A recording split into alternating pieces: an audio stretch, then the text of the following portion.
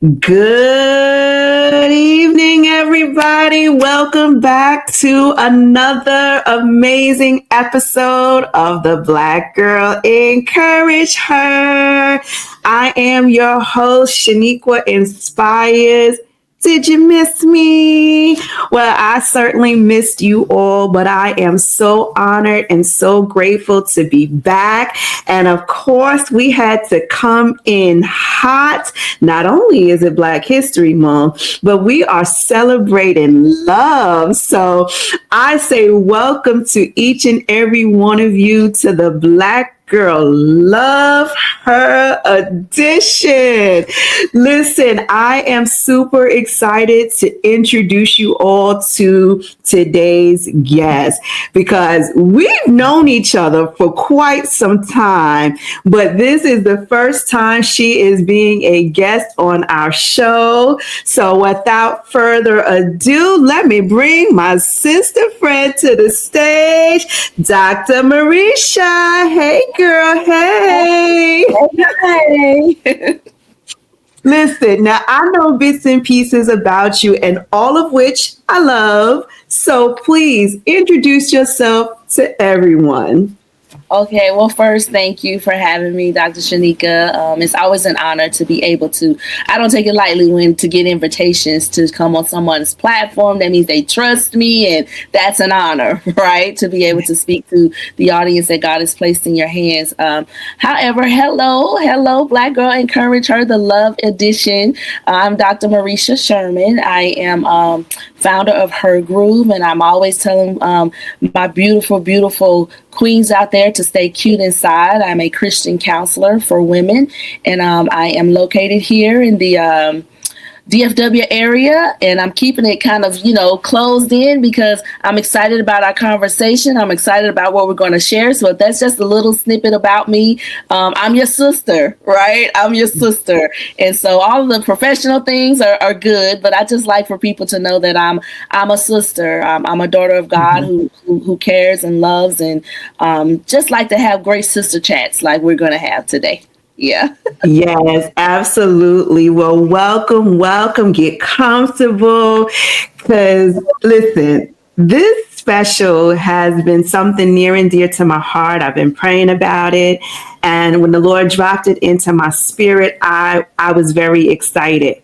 But it's one thing to, start a new series and I'm like, all right, Lord, I'm going to need the guests. And one thing I've never had a problem with the Black Girl Encourage Her is getting guests. And I don't ever put out any, promo post or, call for speakers, nothing along those lines. And it's always been, word of mouth and whoever God puts in my spirit. So I get on social media and I just start my everyday scroll and I'm like, all right, Lord, do as you always do and show me who I am to speak to. And sure enough, I'm on social media. Now, we've been social media friends for quite some time, but I don't always see any posts and things of that nature. So we're not like constantly in contact with each other. And then here comes your post. And it just so happened to be your anniversary post. And I was like, yep. There we go. So I thank you for your yes. Take us back to, because we're talking about love, you guys. We're talking about love. Yes, love. Take us back for a moment. Did you always believe in love? Or was there a moment in time where you were like done with it, gave it up, kaput?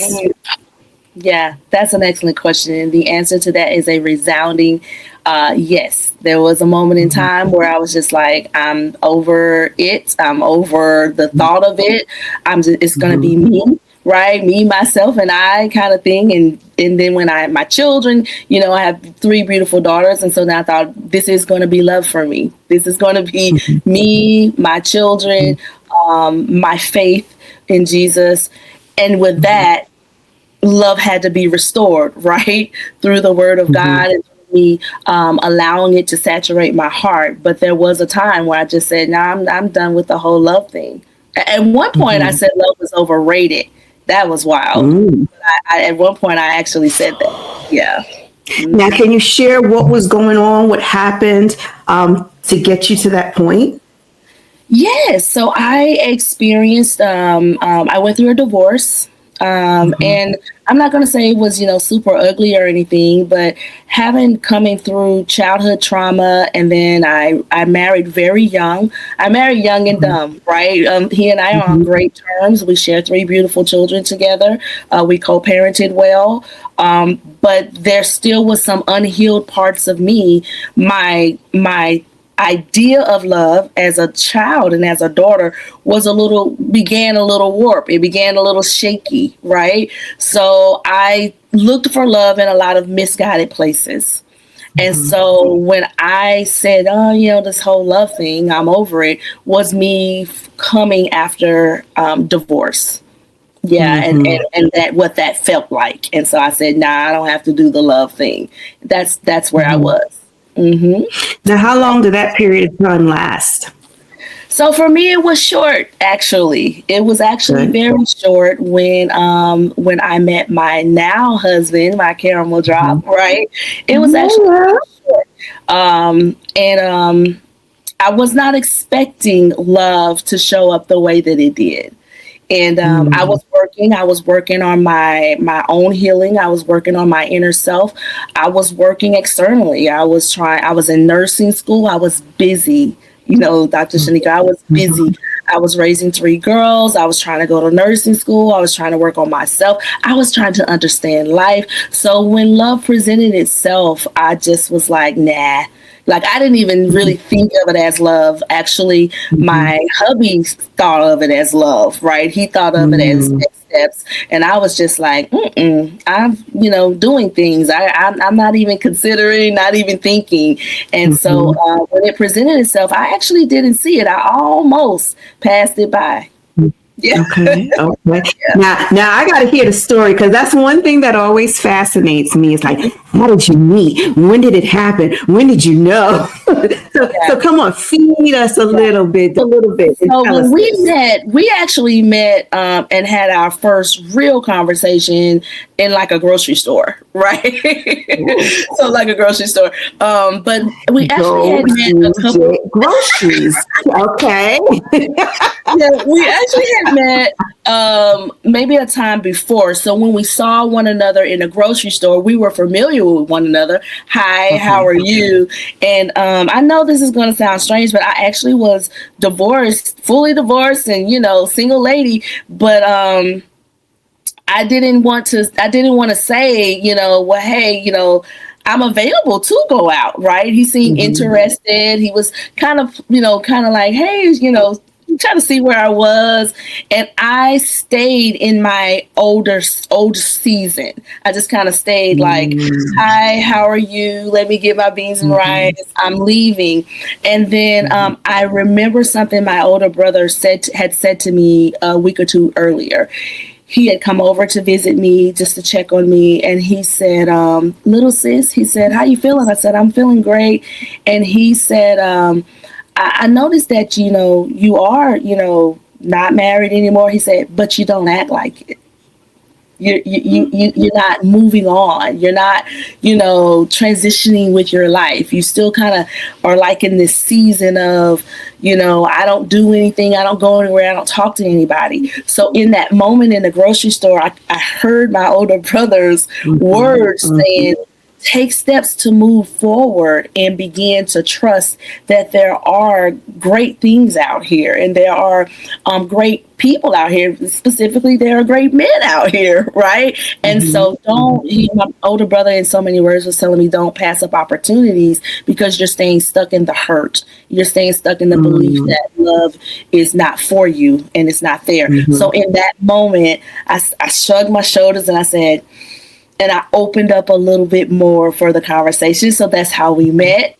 And and he invited me out for a July 4th movie. There again, I did not actually want to go. And my sweet mother said, you cannot sit on this couch with me and turn into a prune. Go on the date. So that's what I did. And I'm going to tell you something funny about the date too. I didn't dress date, I dressed almost like I wasn't trying to impress him. I wasn't trying to, so I was kind of in this mode of, I don't know about this love thing. And he gently walked me through that as we continue to go on additional dates, and so that's how we got started. But I was a little rebellious. I love it. I love it. I love it. Because in all honesty, you speaking to, so we might have some married women watching. We may have some divorced women, we may have some single women watching, and we need to hear certain things, right? We need to hear certain things about our behavior and the kind of aura. I don't really like that word, but it's kind of like the energy, or however people say that you're giving off, right? That kind of, I can do this myself. I don't need anybody I'm so busy. I don't need nobody interrupting my groove. Yes. Right. Exactly. So talk to us a little bit, Doc. Like, what type of words of encouragement would you give to a woman who is just like, no, it's me, it's God, it's my kids. Like, I'm good here. What would you say to them? So I would say, especially with the ladies, my sisters who are saying it's just me and it's just God, I would tell them, okay, well, let's look at what God did when it came to love, when it came to relationships, right? So when we look at what God did in Genesis, when he presented the woman, when she got to the garden, right, Adam was there. So when we try to remove, that equation of relationship, and we say, oh, well, it's just gonna be me and God, that wasn't how it was originally. God gave woman a mate. Originally, when he presented her with, here's everything she needs. It included a mate. So right? So when we want to throw God in there, and we say we want to do it God's way, but then we try to finagle the way that God did it, that's where we begin to mess up. So we have to make sure that we align ourselves. If we're going to say we're going to do me and God, then we're going to partner with the way that God does, because he's the same yesterday, today, and forever. So we want to make sure that we align ourselves. That's the first thing, right? Don't start trying to twist up the way that it has always been. And that's for us to do life together, to do life with a partner, right? To do life with someone that is going to walk with you. Your needs and things may change across the years, but we don't want to finagle the original way this was designed. That's the first thing. The second thing I would say is that to do our own inner healing work, stay cute inside, right? I always say Galatians 5:22, making sure that we are operating with love and patience and kindness with ourselves first. Do the inner healing work. Why am I saying what I'm saying? Why do I feel the way that I feel? Because it isn't that love is wrong. 1 Corinthians 13 tells us a lot of things about love. It's a description of love. It isn't that love is wrong. It is that we have had some experiences that has tainted our view and perspective of love, and we have to realign our perspective. That is what I would say, and I would encourage all of us. Dr. Shanika, 1 Corinthians 13 that I just mentioned gives us a definition of love. And so everybody's like, I don't know what love is supposed to look like, but it tells us that love doesn't envy, love doesn't, hold anger, love doesn't keep a record. It tells us right there in that chapter what love is. And so we could use that as an identifying marker when we're looking for love, right? When we're seeking, when we're wanting to know, is that reaction right there love?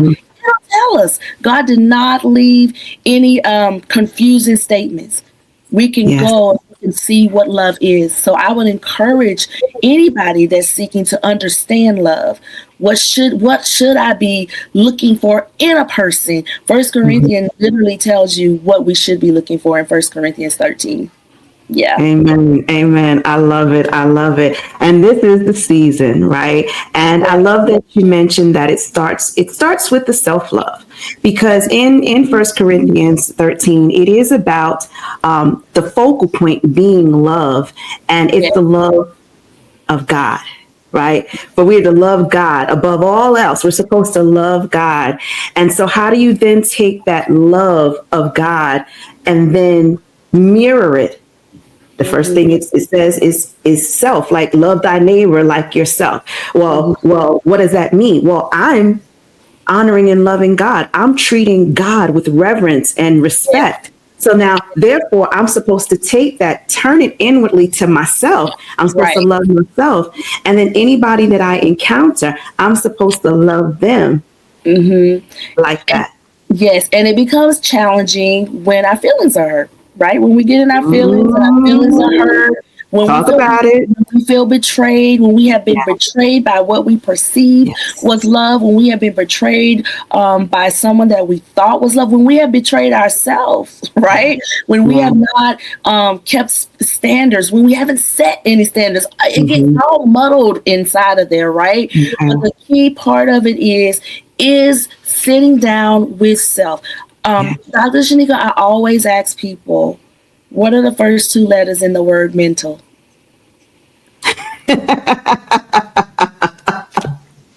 Come on. Before we can do anything else, before we can love another person, in the way that we would desire, love our fellow man, love our boo thing, love our babe, whatever it is, we got to make sure that we are leading our emotional wellness and our mental health. It leads with the word. It starts out with me. Okay. So making sure that I am in the healthiest version that I can be as it relates to our topic today, love. What does healthy love look like to me? What does it look like? Have I even sat down and thought about what that would look like? I had never seen healthy love in a romantic relationship displayed before me. I had never seen it healthy. Right. So how do I then operate inside of a marriage with healthy love, healthy communication? I didn't even know where to start with healthy communication. How to have conversations, right? So it has to start with us. And now in this dispensation of time, we've got more than enough information, great information, right, to be able to help us to love one another in healthy, therapeutic ways. Even when I fell in love with my caramel drop and we ended up getting married, I still was working on healthy love. At one point before we got married, during our dating process, Dr. Shanika, he looked at me and I got triggered by something earlier in the day. And that by the time he got to me, I was super emotional. I was super triggered. And I remember him looking at me and he said, "You are not ready for love." And he walked out. Wow. Like, come back, caramel drop. Wait a minute. What you mean? I'm like, okay, he real. Yeah. He said, "You are not ready for love." Wow. And he also said, please, he said, "I am human and I'm going to make my own mistakes, but I can't pay for other people's mistakes. I can only pay my bill. And when it comes time for me to pay my bill, I'm man enough to do so. But I can't take care of somebody." So I was just like, okay. So he realized that I needed to heal when it came to love.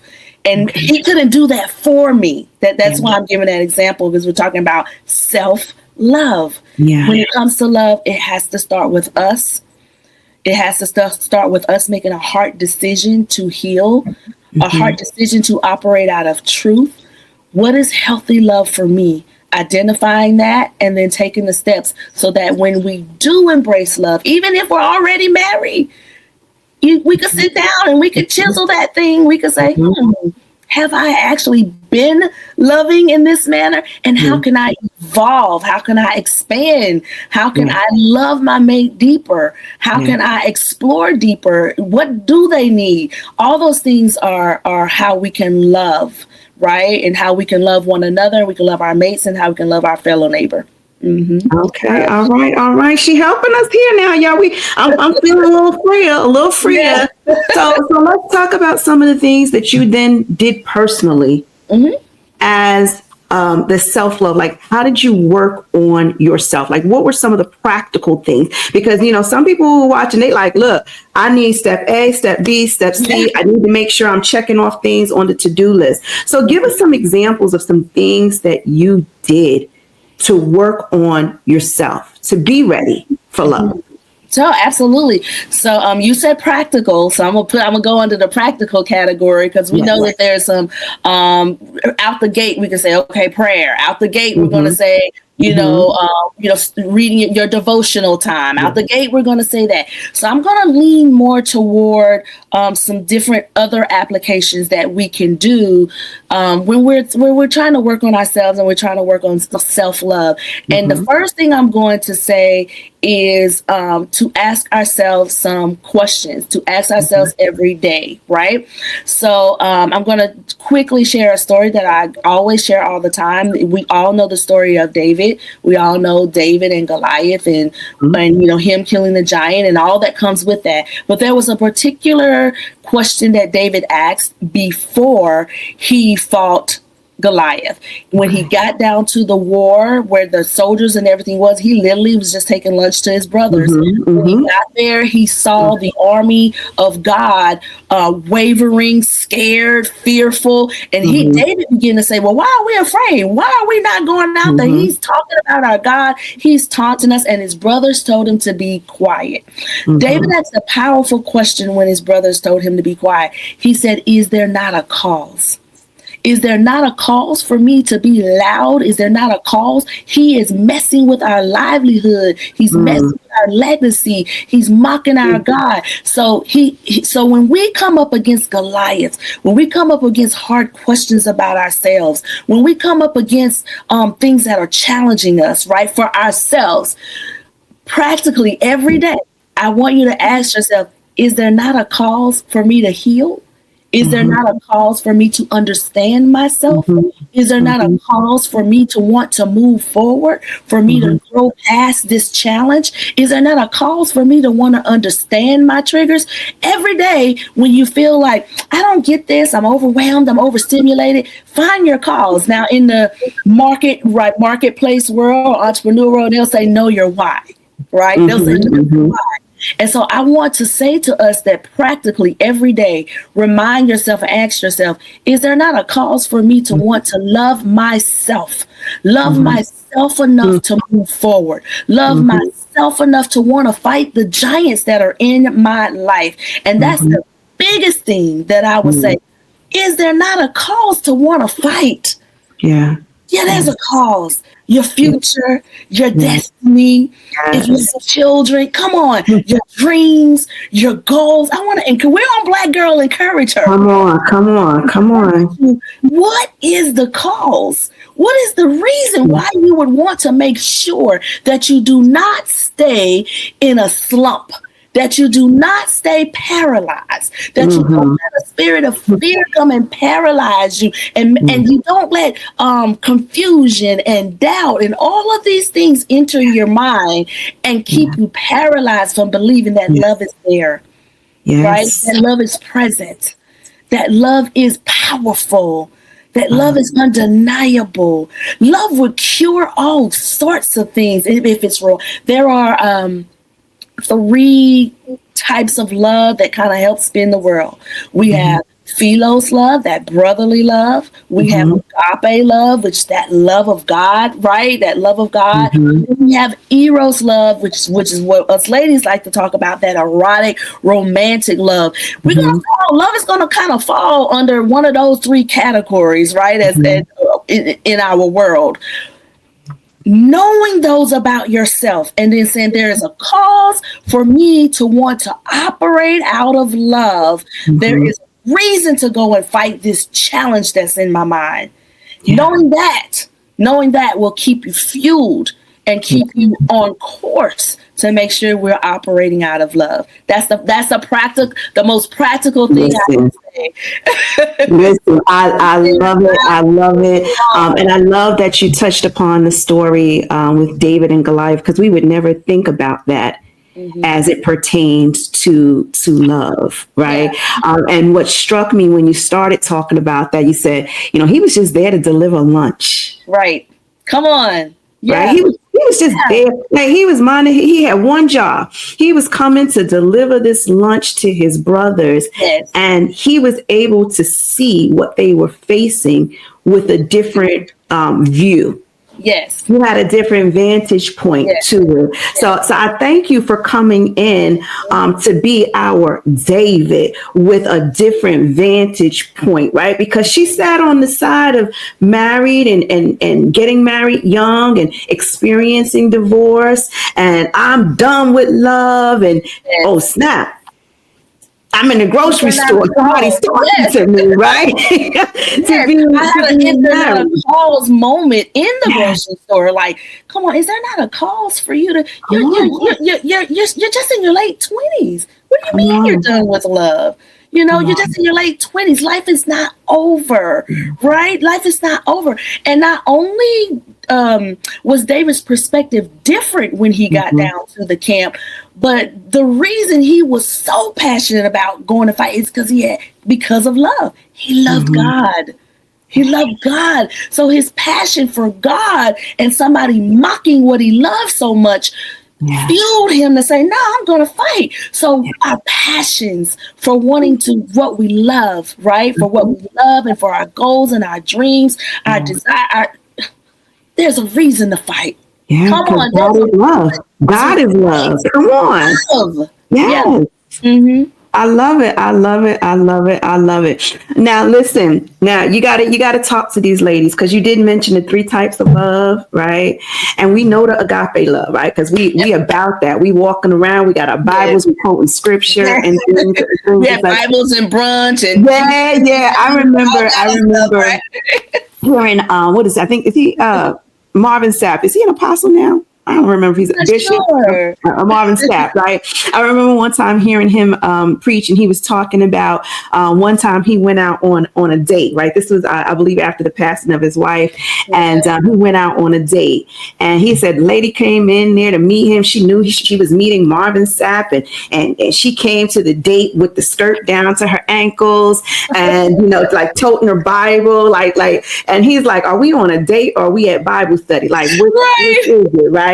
So Doc, I need you to help the sisters, right? You are so saved and sanctified and so Holy Ghost filled, but we showing up in these places and a brother can't even get through because, I mean, it seems almost inappropriate.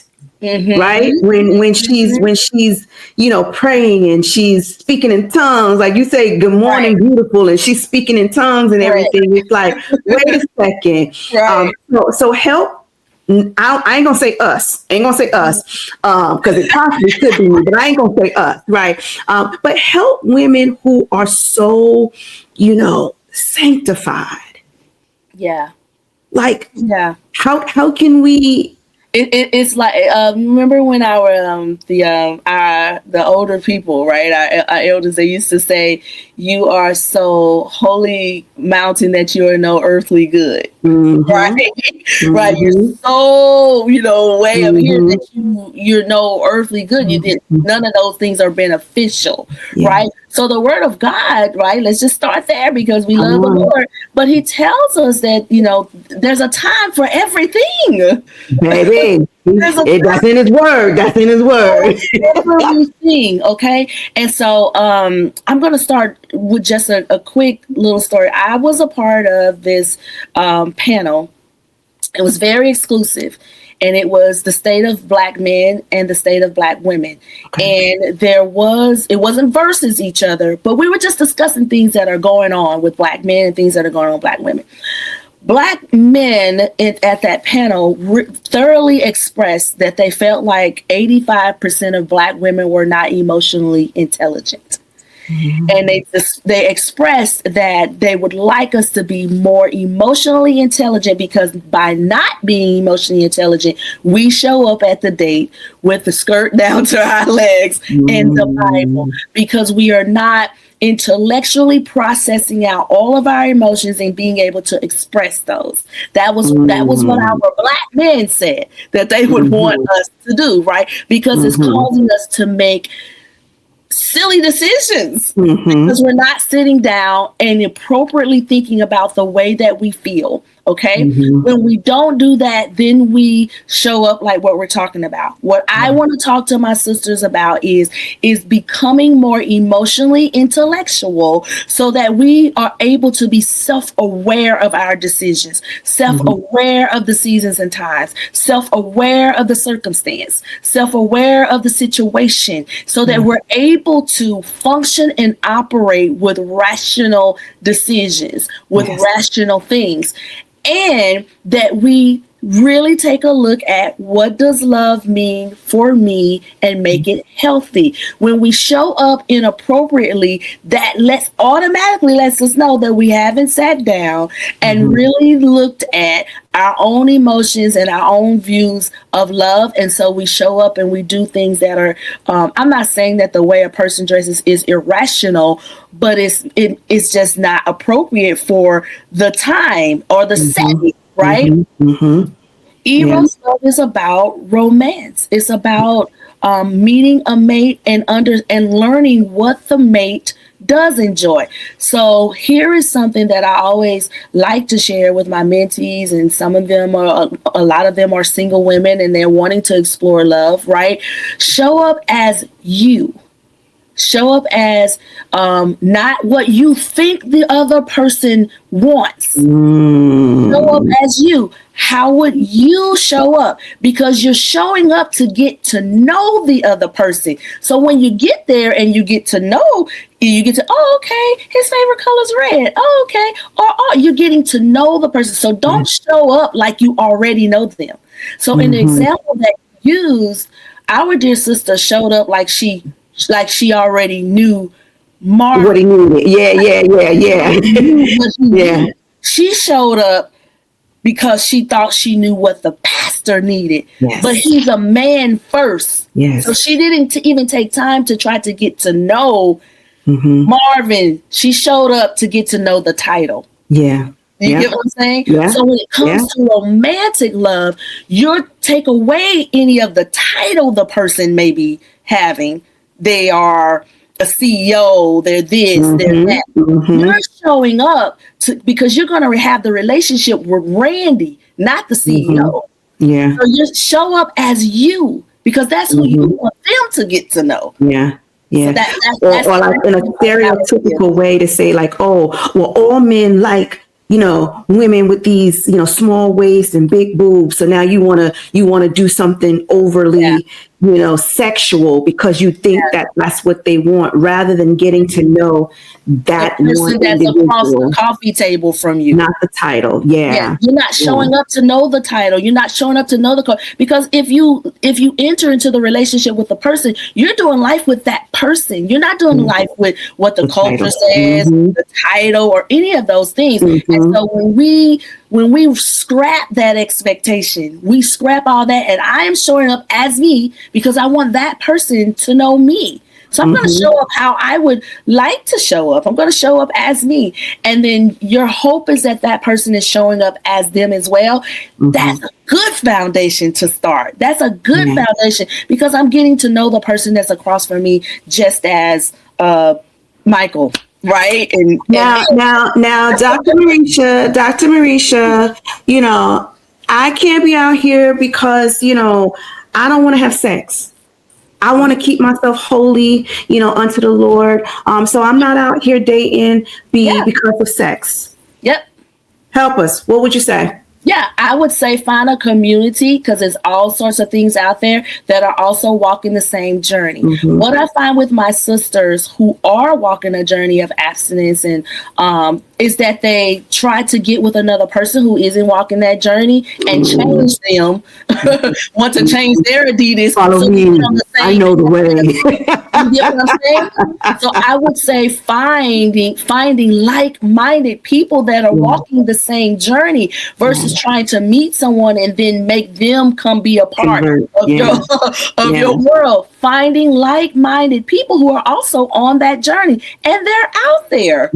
If they're not out there, then I tell you, I'm going to talk. Hey, what's your group? Start a group. Right? Start a group and invite other people, but find people who are on and start a co-ed journey, who are on the same thing. You're going to be more powerful together, because how can two walk together unless they agree? Right? So then you want to go on a date with someone who doesn't agree with you, and then have the audacity to be upset with the person. So no, it's important to find your circle. And that comes from, like you said, learning the person who's sitting across from you at the table, instead of pre-thinking what they may want, what they like figure this out, take time to date, figure it out to see if you all are on one accord, right? Yes. We got to stop all the other things that they're actually, that's not mature to believe that I'm coming to the table and I may like the person, I may be physically attracted to the person. But if they're not aligned with where I'm going, right? Because the Bible tells us that the flesh is like a flower, it's going to fade away. So that person isn't going to always have a six pack or always going to have the physical attributes that you are now today enjoying. So you need to get to know the inner. You need to get to know where are they aligned with my values, my morals, and society has taught us, right? So we're just looking at this first. Now let's be real. Men are visual. Yes. Right? They're visual. Women, we're going to think a little bit more kind of, emotional, whatever. Men are visual. But as they get into a relationship with a woman, guess what they're looking for? Right? They're visual, but they're looking for something powerful. That emotional intelligence, right? Imagine that. Right? So initially they're going to be like, hey, right? Coca-Cola bottle, liking the dress. But as conversation goes on, they're looking for that help me to come out of her mouth. They're looking for the vision. Can she nurture where I'm going? They're looking for that in her language, right? They're looking for all of these different things. And so when women just stick with I'm a physical and I'm a capture him with my body and not grow all the other beautiful aspects that God has placed inside of woman, then we are doing a disservice to ourselves. Yes. And that's what I would encourage all of my ladies.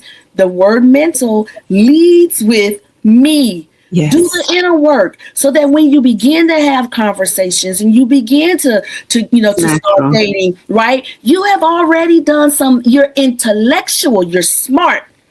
About your emotions and where you are and where you're going and what you want. And so that's what we have to start there. I love it. I love it. Thank you so much, sis, for stopping by and giving us just some words of encouragement. I feel encouraged. I really do.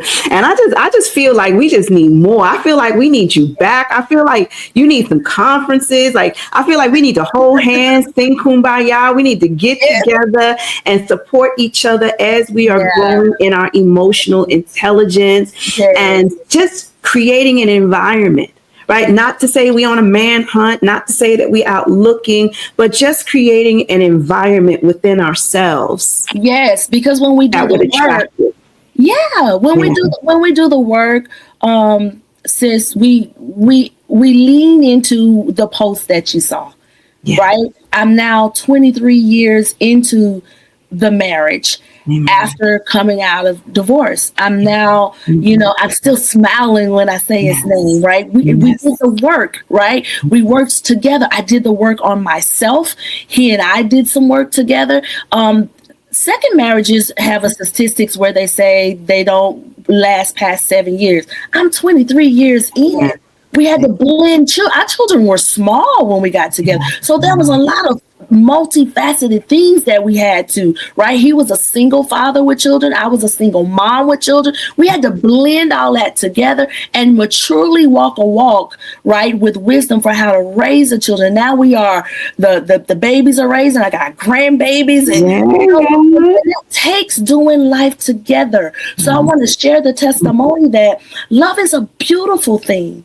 And when it is nurtured and when it is, you're walking together, when you do find that pathway of love and you have loved yourself in a healthy way, then we can see the results and we can see we can see what we're looking for, right? We can see it plant and nurture and grow. And that's yeah. I just wanted to share that. Amen.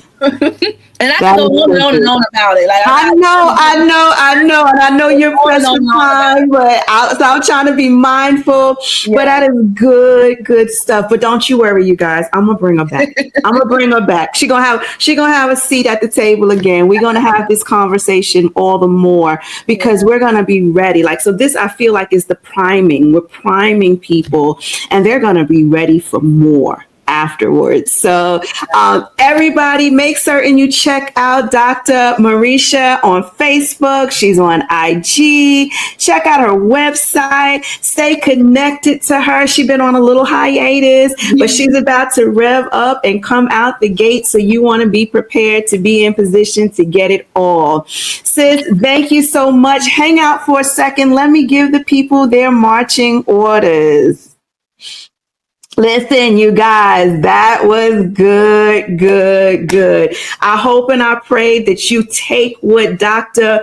Marsha was saying to us, take it to heart, take it to God, talk to him about what it is that you need to do within yourself. How are you displaying the greatest love of their all, which is God? How are you displaying that in your walk, in your talk, in your behavior, and in your interactions with others?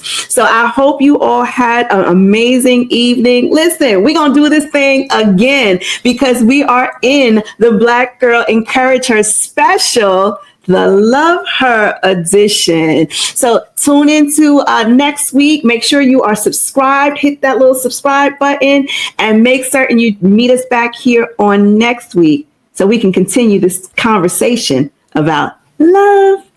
Talk to you all soon. Be blessed.